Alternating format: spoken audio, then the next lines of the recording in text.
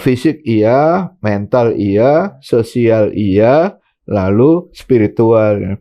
Reaksi biokimia tubuh itu sangat ditertibkan, sangat diperbaiki, sangat disehatkan dengan saum Ramadan itu. Allahu Akbar, Allahu Akbar, terus nanti dilepas. Itu apa sering kita sebut puasa balas dendam. Itu pasti salah. Ada satu huruf Cina, itu kan satu huruf, satu konsep ya. Itu artinya wanita. Huruf tertentu. Kalau dua dijajarkan, itu artinya menggunjing. Assalamualaikum warahmatullahi wabarakatuh. Waalaikumsalam warahmatullahi wabarakatuh. Halo Sobat Salman semua, kembali lagi kita di Tanya Ustadz. Suatu program yang insya Allah akan memberikan wawasan-wawasan baru bagi kalian semua. Di sini, saya tidak akan sendiri, tentunya akan ada narasumber yang akan menjawab pertanyaan-pertanyaan yang saya ajukan ke beliau. Di sini saya ditemani seorang islamisasi psikolog yang dimana beliau memerhatikan perilaku-perilaku manusia lah gitu, secara dari point of view Islamnya gitu ya. Nanti kita akan bertanya-tanya kepada beliau seputar puasa dan psikolog dan medisnya gitu. Sebelum itu, saya akan perkenalkan narasumber kita saat ini. Beliau bernama, sering dipanggil Mas Samsu. Mari kita sapa beliau. Assalamualaikum, Mas. Waalaikumsalam warahmatullahi wabarakatuh. Alhamdulillah. Gimana kabarnya, Mas? Alhamdulillah sehat-sehat. Di bulan puasa ini... Justru itu ya. Jadi sehat, afiat, bugar. Alhamdulillah. Kesibukannya selama di bulan puasa ini apa aja nih, Mas? Ya, boleh tahu? Dakwah masih. Ke taklim-taklim. Iya. Ya. Nah, ya kalau boleh tahu, umurnya berapa, Mas? Kalau Sekarang 68. Jadi masuk lansia, tapi masih semangat dan masa muda.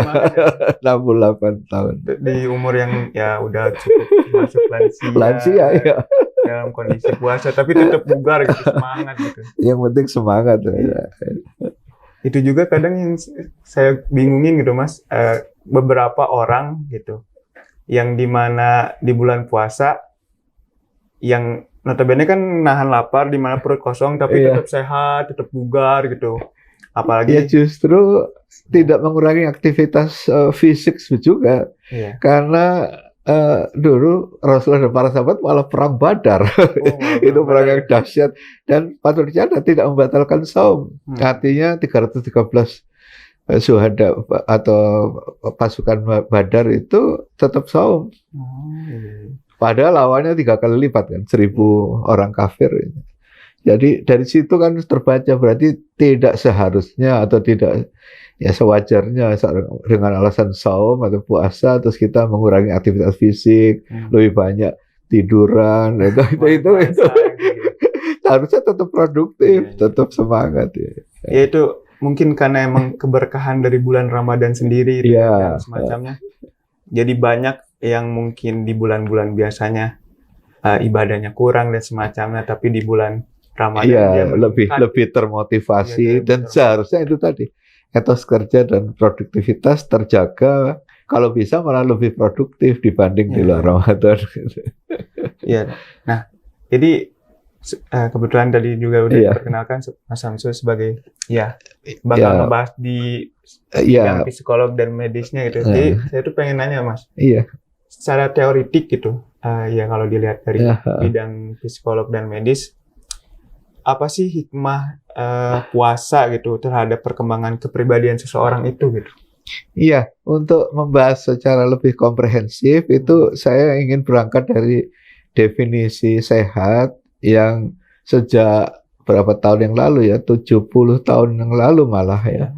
Jadi berdirinya Organisasi Kesehatan Sedunia ya. Kan PBB tahun 45, lalu World Health Organization itu tahun 1948 ya. Dan itu sejak berdiri definisinya itu tadinya bertahan sampai tahun 90-an awal, jadi bertahan 30 tahun lebih lah ya. 30 tahun lebih. Itu yang harus dikritisi walaupun semula dipakai ya. Jadi definisinya begini. Health is a state of complete physical, mental and social well-being, and not merely the absence of disease or infirmity. Kalau kita terjemahkan katanya gini, kesehatan itu kondisi kesejahteraan yang komplit, terdiri dari 3 ya, kesejahteraan fisik, kesejahteraan mental, lalu kesejahteraan sosial. Bahkan anak kalimatnya and not merely the absence of disease or infirmity itu, dan bukan melulu keadaan tanpa penyakit dan tanpa kelemahan. Jadi kalau dibalik anak kalimat dulu, walaupun orang nggak punya penyakit, nggak punya juga kelemahan, tapi kalau dia tidak sejahtera salah satu dari 3 itu, atau fisik, atau mental, atau hubungan sosial, itu dianggap tidak sehat. Pribadi yang tidak sehat tidak saja dari sisi medis, tapi dari sisi psikologis juga. Nah, definisi ini mengundang pertanyaan sebetulnya. Saya justru heran kok sampai bertahan sampai 30 tahun lebih. Kalau di kalangan yang ya kurang memahami agama, khususnya Islam, itu mungkin pertanyaan sederhana saja. Apakah 3 komponen itu sudah komprehensif, sudah lengkap? Padahal karena mengandung kata complete tadi kan, a state of complete physical, mental. Nah, itu lalu selama 30 tahun itu diolah. Tapi kalau kita Muslim sebetulnya lebih cepat. Bagi seorang Muslim pertanyaannya, kalau kita sejahtera fisik, sejahtera mental, sejahtera sosial ya, hubungan dengan tetangga bagus, nggak pernah stres, nggak pernah depresi, nggak berniat bunuh diri, fisik bugar juga, apa dijamin masuk surga? Nah, sederhana kan? Di dunia mungkin iya, bugar gini, mentalnya juga kita tidak mental disorder, hubungan sosial tetangga bagus, tapi jamin masuk surganya nggak ada itu. Jadi definisi itu fatal. Nah, saya baru baca perbaikan itu pada awal 90-an. Nah, itu yang mengkritisi itu Asosiasi Psikiatri Amerika Utara. Nah, ini dokter yang di spesialisasi psikiater ya. Psikiater itu di bidang penyakit kejiwaan ya, psikiatri.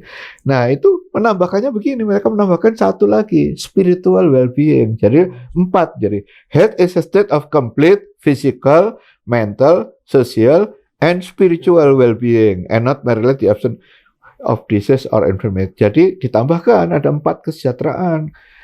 Fisik iya, mental iya, sosial iya, lalu spiritual. Kalau dalam bahasa Islam, saya ingin mengatakan itu yang sebelum ke pandangan Islam ya, itu fisik itu lahir lah, dohir, mental itu batin, sosial itu hubungan sosial, spiritual itu keyakinan, keyakinan ya, dan keyakinan terhadap Tuhan, terhadap alam alam akhirat lah katakanlah.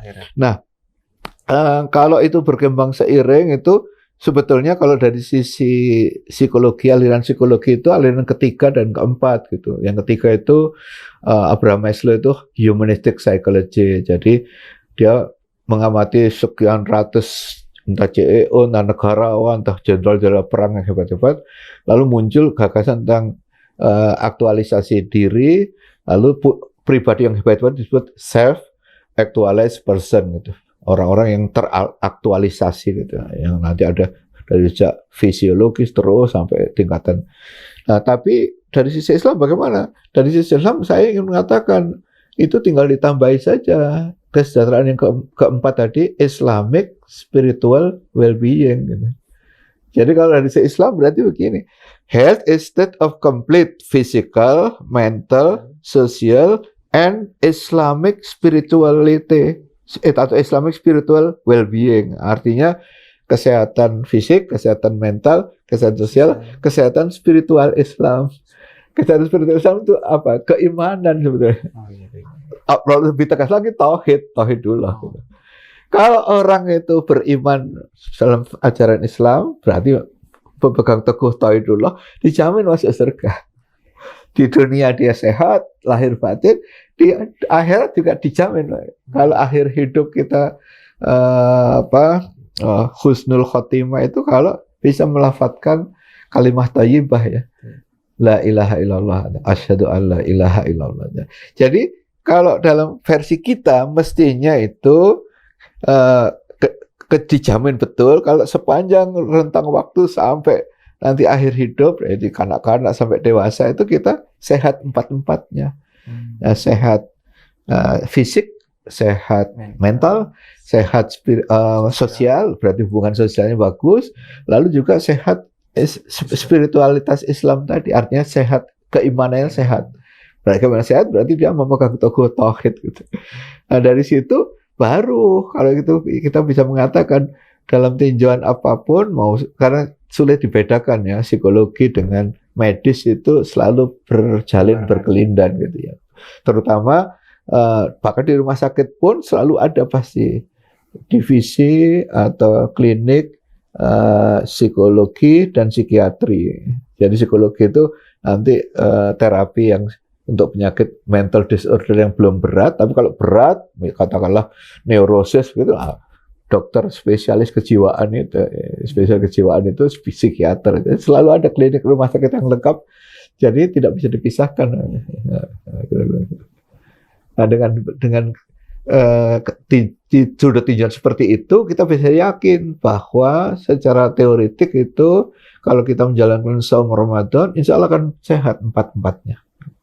Jadi semacam pesantren tahunan atau juga mungkin media pengembangan diri atau training tahunan. Dengan training itu semacam dicas lagi gitu. Dicas empat-empatnya, walaupun terutama level keimanan supaya tidak turun tapi malah naik menuju ke ketakwaan. Jadi tapi empat-empatnya. Karena nanti kita akan lihat hasil hasil riset itu kita mendukung pernyataan. Jadi kita yakin kalau dengan menjalankan saum sebaik-baiknya, saum Ramadan itu akan sehat empat-empatnya. Sehat total berarti. Berarti dari hikmah puasa itu tuh kita akan mendapatkan kesehatan di mana melingkupi keempat tadi. Iya, empat-empat ya. Jadi empat-empat artinya mental akan sehat, fisik akan sehat, mental akan sehat, hubungan sosial juga akan sehat, lalu spiritualitas atau keimanan itu juga akan sehat. Sehat empat-empat. Jadi. Nah, dari teori tadi ada nggak riset yang membuktikan kebenaran dari teori tadi? Justru amat sangat banyak. Jadi saya nulisnya amat sangat banyak sekali ya. Karena terutama yang sisi medis memang ya. Kalau dari sisi psikologi mungkin belum banyak itu. Amat sangat banyak sekali itu karena sudah mungkin ribuan saya rasa riset tentang itu. Karena ya ternyata dampaknya hampir ke semua aspek fisik. Kenapa sangat banyak? Fisik itu atau medis ya. Jadi itu mulai dari hal-hal yang terkait dengan metabolisme tubuh, dengan fungsi fisiologis alat-alat tubuh, kemudian sampai ke berbagai jenis kelenjar, sampai hormon yang dihasilkan, reaksi biokimia tubuh itu sangat ditertibkan, sangat diperbaiki, sangat disehatkan dengan saum Ramadan itu. Dan itu tadi udah ribuan riset, nanti kita bisa lihat judul-judulnya sebagian gitu ya. Saya ingin menyebutkan sebagian saja. Misalnya tahun 1970-an itu ada yang namanya dokter Alan Cott. Dr. Alan Cott itu paling nggak ada 4 karya ilmiah yang sudah dibukukan. Ada judulnya Fasting, The Ultimate Diet gitu. Jadi puasa sebagai diet yang unggul gitu. Lalu fasting as a way of life. Jadi puasa sebagai gaya hidup ya. Kemudian why fast? Why mengapa berpuasa? Lalu ada lagi fasting, the ultimate diet, lose up to 5 pounds on a one day fast. Jadi sebagai diet yang unggul, kehilangan 5 pound atau 2,5 kilogram dalam 1 hari diet itu. Diet puasa ya. Lalu disebutkan fasting is not starving. Jadi puasa itu bukan starving itu kelaparan, melaparkan diri. Jadi ini menarik karena dari buku yang beliau tulis itu merujuk pada berpuluh-puluh atau ratusan risetnya orang lain juga selain riset diri sendiri, itu terbaca di kepustakaan. Dan akhirnya beliau simpulkan di dalam keempat buku itu mengapa berpuasa sebagai gaya hidup, lalu berpuasa sebagai diet unggul, itu ada 10 kesimpulannya tentang hikmah ya, hikmah puasa atau fasting atau saum tadi. Pertama, beliau mengatakan to feel better physically and mentally. Jadi memperbaiki diri kita itu secara fisik maupun mental. Lalu to look and feel younger. Jadi untuk kelihatan dan tampak dan lebih muda. Lalu to lower blood pressure and cholesterol level. Jadi untuk menurunkan tekanan darah dan level kolesterol. Lalu keempat, to clean out the body, untuk membersihkan tubuh. Tentu maksudnya detoksifikasi ya. Dan yang kelima, to get more out of sex, lebih mampu mengendalikan hasrat seksual. Kemudian yang keenam, to let the body health itself. Jadi untuk menyebabkan tubuh ini sehat dengan sendirinya. Kemudian yang ketujuh, to relieve tension, untuk mengurangi ketegangan ya. Ketegangan itu stresor atau stres, depresi itu akan dicegah, dikurangi. Kedelapan, to sharp the senses, untuk mempertajam atau menajamkan fungsi indera. Jadi fungsi indera, panca indera itu akan lebih tajam, lebih baik diperbaiki dengan saum. Lalu kesembilan, to gain control of oneself. Jadi untuk memperoleh pengendalian diri. Sesuai dengan namanya, saum itu pengendalian diri. Lalu yang terakhir, yang ke-10, to slow the aging process. Jadi untuk memperlambat penuaan. Nah, yang ke-10 ini nanti yang sangat menarik ya, memperlambat penuaan. Itu nanti terkait dengan riset yang mendapat hadiah Kyoto tahun 2012, hadiah Nobel kedokteran tahun 2016. Nama periset khususnya itu Profesor Yoshinari Ohsumi, orang Jepang ya, Yoshinari Ohsumi. Itu meneliti apa yang disebut autofagi. Autofagi itu singkatnya adalah bagaimana proses untuk dengan puasa itu menyebabkan tubuh ini lapar. Lalu setelah lapar, sel tubuh yang lapar ini akan membentuk protein khusus, namanya autophagisome. Itu semacam sapu raksasa. Untuk menyapu apa? Menyapu sel-sel yang mati. Jadi sel yang mati atau rusak itu disapu, agar nanti tidak menjadi sampah, lalu terbuang dari tubuh. Jadi itu peremajaan sel-sel tubuh. Dan itu berjalan. Kalau dari riset Profesor Yoshinari Ohsumi ini, kalau puasa intermittennya itu lebih dari 8 jam, tapi kurang dari 16 jam. Nah, itu kira-kira durasi puasa Islam memang. Kan sekurangnya 8 jam itu dari subuh sampai maghrib, tapi bisa 16 jam, walaupun mungkin di negara tertentu di dekat kutub itu bisa sampai 20 jam, 21. Tapi kalau penelitian riset ini itu akan efektif antara 8 sampai 16 jam sehari. Maka itu akan proses autofagi itu akan berjalan benar-benar, plus nanti selain autofagi ada yang disebut autolysis. Autolysis itu begini, sahur itu kira-kira sebelum subuh, kalau anggap saja jam 4 pagi. Maka tubuh itu akan bekerja karena sahur itu sampai 8 jam. Berarti sampai sekitar zuhur. Maksudnya bekerja itu terutama lambung ya, pencernaan, proses pencernaan dan seterusnya lah ya. Itu sangat bekerja efektif dari sahur sampai zuhur.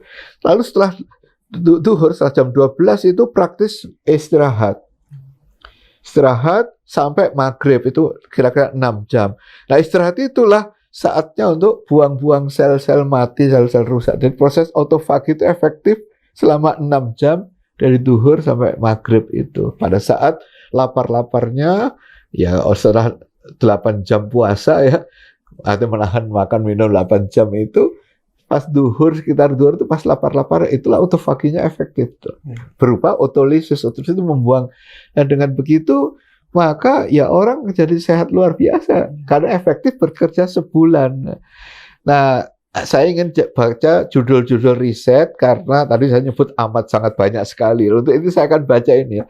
Ini seorang dokter muslim tentunya, Abdul Jawad As-Sawi ya. Judul aslinya itu karya beliau ini, judul aslinya itu Asya Mukjizah Ilmiah. Jadi puasa sebagai mukjizat ilmiah. Terjemahan Indonesia dikasih judul Terapi Puasa, Manfaat Puasa Ditinjau dari Perspektif Sains Modern.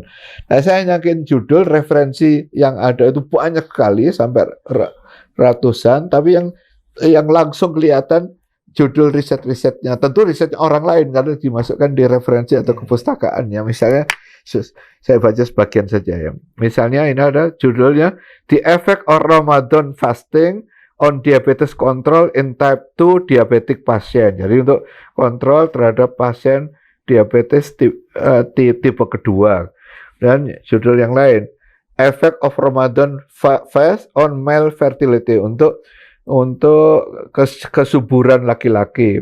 Ada yang lebih Preliminary Report on Effect of Islamic Fasting on Lipoproteins and Immunity. Ini kaitannya dengan laporan riset tentang bagaimana puasa Islam itu bisa mempertinggi imunitas tubuh dengan hormon lipoprotein. Kemudian ada lagi cell survival during Ramadan fasting, untuk darah merah, sel darah merah. Lalu ada lagi neutrophil function and clinical performance after total fasting in patient with rheumatoid arthritis. Ya jelas ya.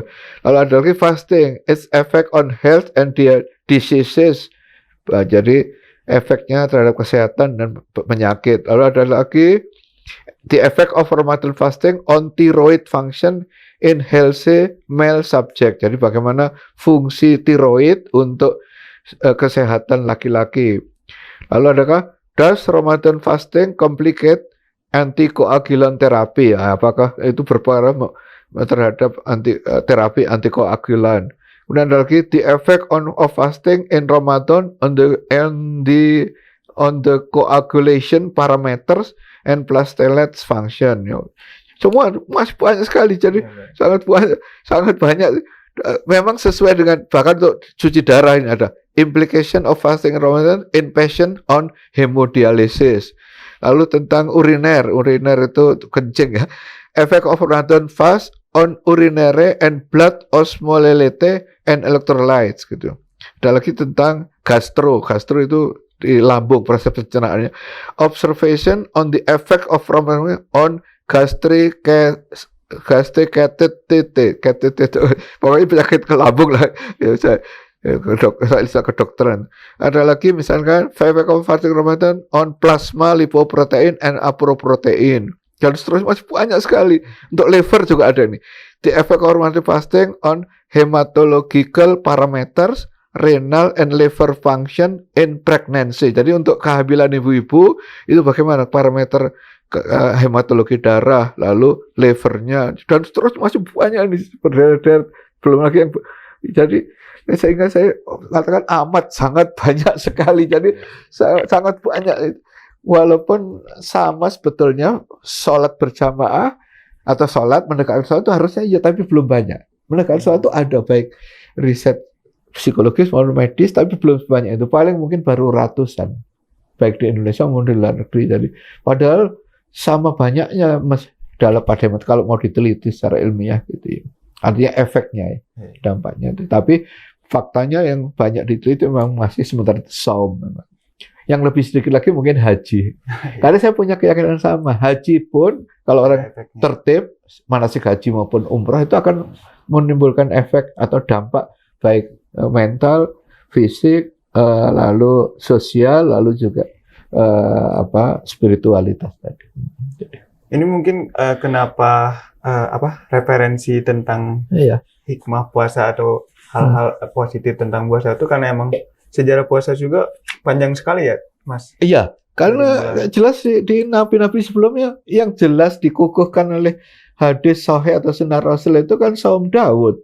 Sebetulnya setiap nabi pasti ada kata-kata min qablikum itu kan sebelum kalian. Jadi siam atau saum itu pasti sudah diwajibkan. Kutiba itu dituliskan, itu kan maksudnya diwajibkan ya, telah dituliskan itu kutiba alaikum. Jadi pada umat sebelum kamu tuh ya, sebelum kalian itu berarti umat nabi terdahulu semuanya pasti ada. Cuman karena caranya berbeda-beda ya, pasti berbeda-beda. Jadi itu perkembangan dinul Islam itu yang tidak berubah lah. tetap itu harus dipegang teguh, itu akidah ya, tauhid itu zaman Nabi Adam sampai kiamat tetap. Tapi kalau syariat Islam yang terkait dengan hukum-hukum dan kewajiban-kewajiban, sejumlah kewajiban, begitu juga akhlak, ya akhlak Islam itu berkembang. Dan terbaiknya ya syariat Islam yang terakhir. Jadi yang dikukuhkan oleh Rasulullah Muhammad SAW itu yang terbaik. Islam yang sudah paling sempurnanya gitu, dan itu disebutkan di Al-Maidah ayat 3 itu. Jadi artinya saum tata cara nabi-nabi sebelumnya itu berbeda-beda, tapi yang tetap dikukuhkan kembali itu yang saum Daud. Saum Daud itu yang sepanjang tahun di luar Ramadan selang-seling. Itu maksimal karena kalau kita kuat mau saum tiap bulan terus itu malah dilarang oleh Rasulullah. Jadi paling kuatnya seorang muslim saat ini itu di luar Ramadan itu saum Daud. Jadi sepanjang 11 bulan di luar Ramadan itu selang-seling. Saum tidak terus. Dan itu ada orang cukup banyak kaum muslim yang bertahun-tahun sudah menegakkan saum Daud. Itu pasti sehat luar biasa. Nah, ya tadi kan emang ada juga bahwa ternyata puasa itu tuh sebagai ya ultimate diet gitu. Iya. Tapi kenapa jadi banyak ya zaman sekarang mungkin di modern ini malah pas ngalamin Ramadan tuh setelah Ramadan berat badannya malah naik gitu. Ya itu cara saumnya yang salah, itu nanti kita bahas di kiat-kiat saum yang benar ya. Maksudnya benar sesuai dengan sunnah Rasul. Nanti secara fisik bagaimana, secara mental bagaimana, secara sosial bagaimana, itu ada kiat-kiatnya. Kalau boleh disebut itu semacam SOP atau semacam juklat dan juknis gitu. Kalau yang pasti salah itu apa yang kita sebut puasa balas dendam. Itu pasti tidak benar. Tidak benar, itu pasti dia tidak akan sehat. Karena nunggu sejak jam 5 itu macam-macam kolak pisang ini kacang hijau. Nunggu begitu Allahu Akbar, nanti dilepas. Itu apa sering kita sebut puasa balas dendam. Itu pasti salah, mutlak. Jadi nggak akan sehat kalau begitu puasa balas dendam itu. Puasanya nggak dapat apa-apa. Justru itu yang diancam. Pakai kata kam, bisa pakai kata ruba ya. Kam min saimin laisa lahu min syamihi ilal ju'u itu hadisnya sahih. Begitu yang pakai kata ruba. Jadi maksudnya banyak di antara yang berpuasa laisa lahu min syamihi tidak memperoleh apapun dari puasanya ilal ju'u kecuali lapar dan haus. Kan rugi. Lapar dan haus selama 8 jam tadi atau berapa jam lah dari subuh sampai maghrib. Udah lapar, haus, lemes begitu karena kadang tidur. Begitu ini balas dendam. Maghrib. Itu nggak dapat apa-apa, nggak pahala nol, hanya dapat lapar dan haus. Ya rugi besar. Jadi tata cara itu penting, kaifiat saumnya harus mengikuti sunnah Rasul. Mas, kalau praktik puasa ini kalau dilakukan secara jangka panjang gitu, apa yang memungkinkan terjadi pada kepribadian seorang muslim itu? Ya minimal harapan la'alakum tatakun itu akan tercapai. Jadi dia mencapai puncak kemuliaan ya. Kan kemuliaan dalam Islam itu kalau walaupun seluruh Bani Adam itu dimuliakan ya, walaqad karomna Bani Adam di surat Al, tapi penegasan inna akramakum indallahi atqakum itu di surat Al-Hujurat itu pasti. Sesungguhnya yang paling mulia di antara kalian di sisi Allah itu yang paling bertakwa. Atqakum yang paling bertakwa. Jadi puasa itu kan dijamin la'alakum tatakun. Semoga kalian bertakwa. Karena kenapa nggak dipastikan? Karena itu tadi banyak yang nggak mencapai ketakwaan bahkan tambah sakit karena hanya dapat lapar dan haus saja ya. Jadi la'ala itu harapan sebetulnya, bukan jaminan pasti. Kita tidak tahu berapa, misalnya 1.000 orang puasa ya secara muslim puasa gitu. Mungkin yang mencapai ketakwaan katakanlah 200 misalnya. Nah 800 itu yang dapatnya lapar dan haus gitu. Karena kata-kata kamin saimin begitu rupa itu artinya lebih dari 50%. Banyak. Jadi banyak. Artinya lebih dari separuh. Dan itu mungkin benar. Coba kita amatilah. Bahkan mohon maaf ya, yang sering buka bersama itu seringkali puasa balas dendam. Ya benar. Jadi bukan terus kurma atau apa terus sholat maghrib, enggak. Sudah sajian puasa 50 orang di meja besar udah terus. Begitu dong atau Allah adzan maghrib, langsung semua. Jadi harusnya kan kurma dulu 3 butir atau 5 butir, setelah minum, syukur setelah itu, lalu itu hanya untuk takjil aja. Lalu sholat maghrib berjamaah dulu, setelah itu baru, itu pun nanti tetap berhenti makan sebelum kenyang. Jadi itu, jadi bukan artinya yang mohon maaf ya kalau saya mati dan rasanya dibuka bersama itu dimanapun lebih banyak yang puasa balas dendam, nggak akan sehat. Karena pada akhirnya mah ya. Iya, pada akhirnya tidak mengikuti sunnah Rasul cara iftar dan cara buka puasanya itu. Dan ya puasa balas dendam itu kan masuk ke berlebih-lebihan dan yang iya kan tidak baik. Kan pokoknya itu kan wakulu wasrafu walatusrifu di surat Al-A'raf itu berarti dan makanlah dan minumlah, tapi jangan berlebihan, jangan israf, walatusrifu itu. Jadi kalau itu teknisnya itu di hadis sahih itu adalah makan setelah lapar, berhenti makan sebelum kenyang. Kata Al-Ghazali itu sepertiga lambung diisi makanan, sepertiga minuman, sepertiga udara kosong. Jadi maksudnya berhenti makan sudah sepertiga lambung terisi makanan selesai sebelum lah. Bukan sekenyang-kenyangnya sampai gitu terus ikat pinggang dilepas.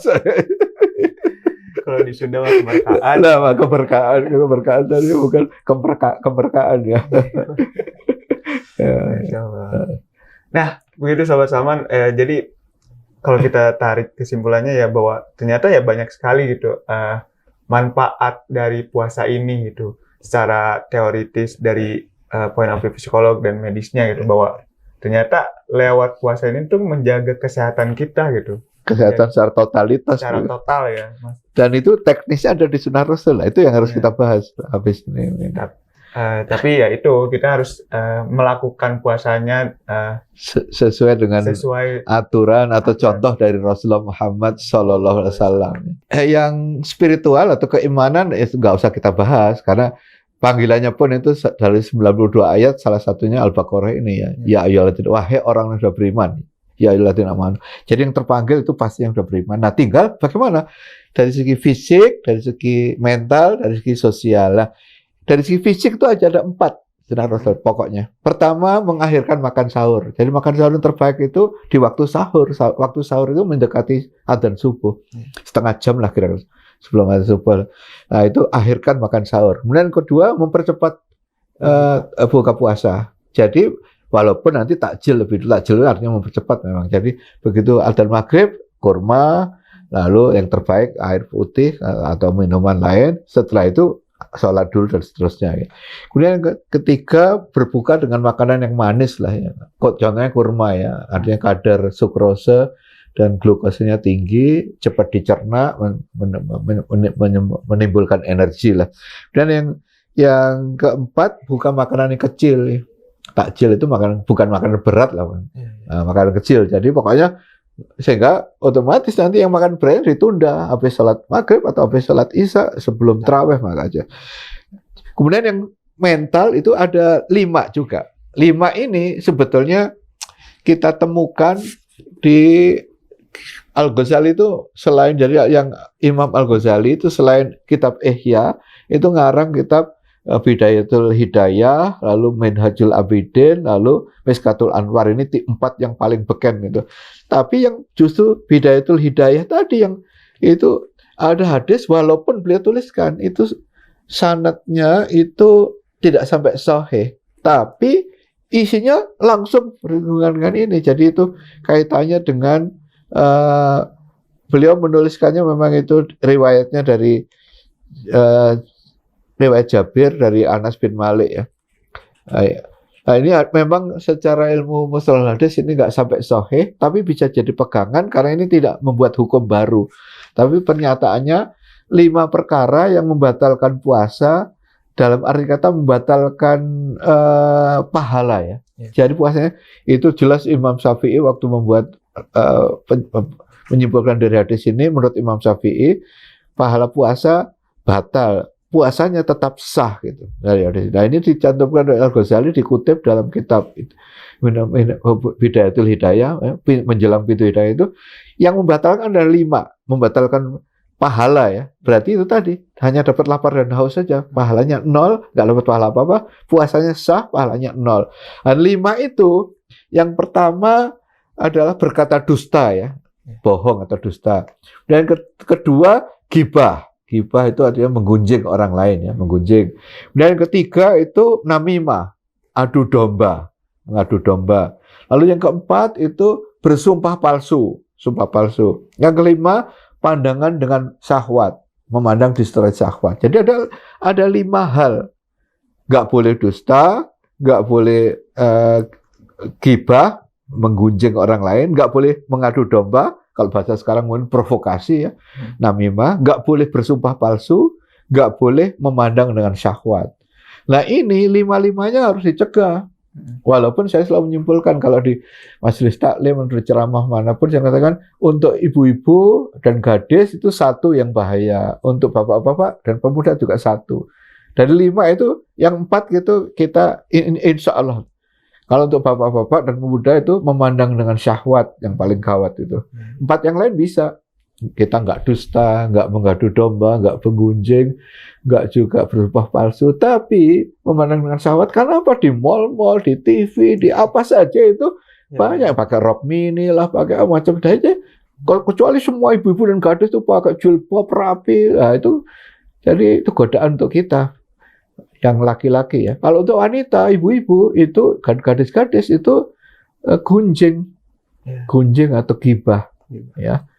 Sampai kalau saya nggak belajar bahasa Cina ya, tapi dalam huruf Cina itu ada di buku The Man-Made World ya, buku konsep teknologi The Man-Made.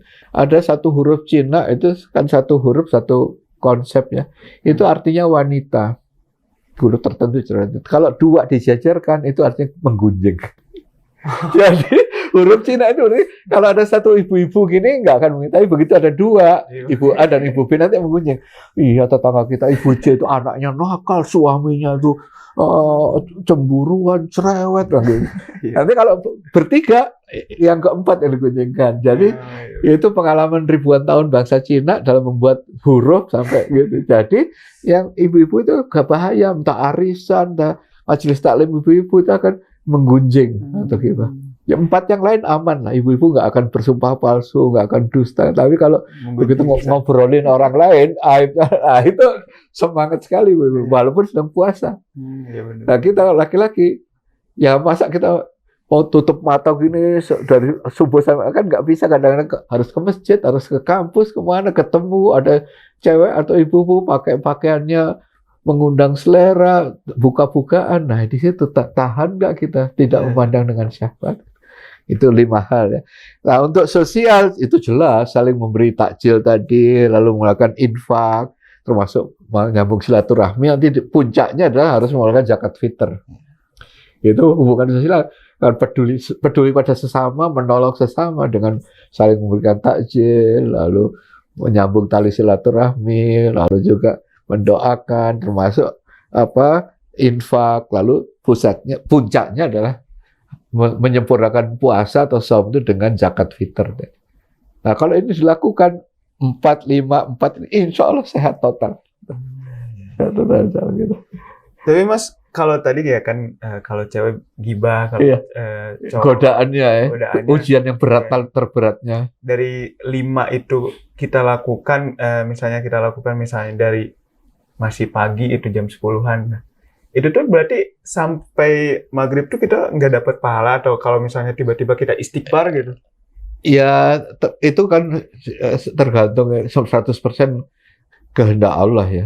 Kalau kita bertobat beneran, sempat menggunjing jam 8 pagi, terus menjelang duhur bertobat betul-betul, bahkan minta maaf pada yang digunjingi. Oh, mohon maaf ya, tadi saya dengan tetangga saya menggunjingkan ibu, menggunjingkan, mohon maaf. Ya, itu baru, karena dosa pada sesama manusia harus ditebus lebih dulu.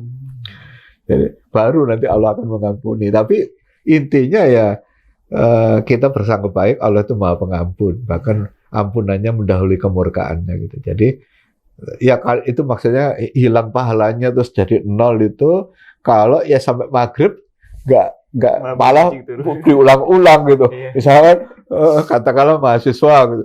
Terus di kampus itu ngeliat temennya melotot gini, terus lihat ini sampai jadi berulang-ulang nggak ada tobat-tobatnya tuh. Dan itu sering kalau ya susah mau ke mall, mau ke pasar itu selalu ketemu yang buka aurat itu ya. Nggak semuanya. Jadi itu godaan itu ya akan berulang tiap hari. Nah, kalau kita bisa mengendalikan diri, betul-betul menjaga 5 tadi, ya, insya Allah sehat mental ya, sehat mental, batinnya sehat. Termasuk itu tadi, nggak puasa balas dendam akan sehat fisik lahirnya. Jadi kita pokoknya selalu kurma dulu, setelah baca doa, buka puasa. Lalu setelah itu minum sedikit, terus lalu sholat maghrib dulu. Nanti bahkan ditunda bisa habis tarawih atau bisa habis isya makanan beratnya. Insya Allah sehat gitu. Masya Allah. Nah, begitu sahabat-sahabat semua ya, dengan puasa itu banyak kebaikannya yang bisa kita dapat gitu. Apalagi kalau kita menjalankannya sesuai syariat. Sesuai aturan yang Islam yang dicontohkan oleh Rasulullah Muhammad SAW. Ya. Ya, maka kita bakal dapat kesehatan itu ya. Kesehatan prima yang sebenarnya totalitas ya, sehat fisik, sehat mental, sehat hubungan sosial, sehat spiritual. Wah, itu. Kalau kita tidak menjalankannya sesuai apa yang dicontohkan oleh Rasulullah, ya kita cuma dapat lapar dan haus ya. Na'udzubillahi min dzalik kalau begitu.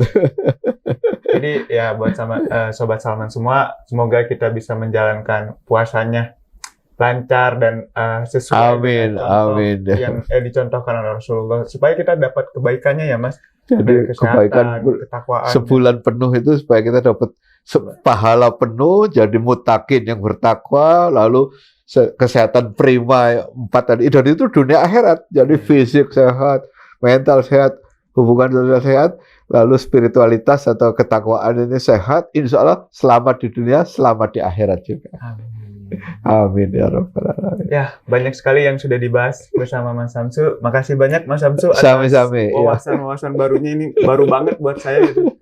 Terima kasih juga ya, semoga juga bermanfaat juga bagi Sobat Salman semua dan bisa mendapat hikmahnya dari apa yang kalian tonton hari ini.